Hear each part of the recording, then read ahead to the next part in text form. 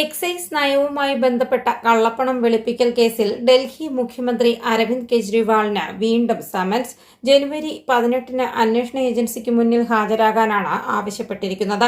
ഇത് 4-ാം തവണയാണ് enforcement directorate summons അയക്കുന്നത്. ജനുവരി 3-ന് ഹാജരാകാൻ കെജ്രിവാളിന് നിർദ്ദേശം ലഭിച്ചിരുന്നു. എന്നാൽ ED സമൻസ് നിയമവിരുദ്ധമാണെന്നും അറസ്റ്റ് ചെയ്യുക മാത്രമാണ് ലക്ഷ്യമെന്നും ചൂണ്ടിക്കാട്ടി കെജ്രിവാൾ സമൻസ് ഒഴിവാക്കിയിരുന്നു. നേരത്തെ നവംബർ 2-നും ഡിസംബർ 21-നും സമൻസ് അയച്ചിരുന്നു. അന്ന് 10 ദിവസത്തെ വിപാസന ധ്യാന ക്യാമ്പിലേക്ക് പോകുന്നത് ചൂണ്ടിക്കാട്ടി അദ്ദേഹം ഹാജരായിരുന്നില്ല. ED നീക്കത്തെ നിയമവിരുദ്ധവും രാഷ്ട്രീയ പ്രേരിതവുമെന്നാണ് അരവിന്ദ് കെജ്രിവാൾ വിശേഷിപ്പിച്ചത്. തനിക്ക് ഒന്നും മറച്ചുവെക്കാനില്ലെന്നും അദ്ദേഹം ആവർത്തിച്ചു. അഴിമതി ആരോപണങ്ങളെ തുടർന്ന് 2023 ജൂലൈയിൽ ഡൽഹി സർക്കാർ പിൻവലിച്ച മദ്യനയവുമായി ബന്ധപ്പെട്ട കള്ളപ്പണം വെളുപ്പിക്കലിനെ കുറിച്ച് നടന്നുകൊണ്ടിരിക്കുന്ന അന്വേഷണത്തിന്റെ ഭാഗമായാണ് ED നീക്കം.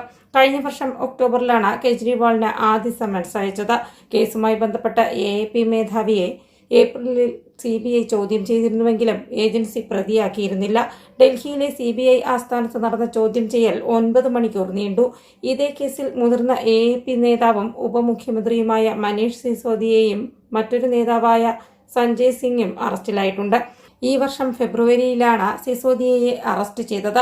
ഒക്ടോബർ 4-ന് AAP രാജ്യസഭാ MP സഞ്ജയ് സിംഗും പിടിയിലായി. തന്നെ എൻഫോഴ്സ്മെന്റ് ഡയറക്ടറേറ്റ് അറസ്റ്റ് ചെയ്താൽ പാർട്ടിയും ഡൽഹി സർക്കാരും ജയിലിൽ നിന്നുകൊണ്ട് പ്രവർത്തിക്കുമെന്നും കെജ്രിവാൾ പ്രഖ്യാപിച്ചിരുന്നു. News desk India today.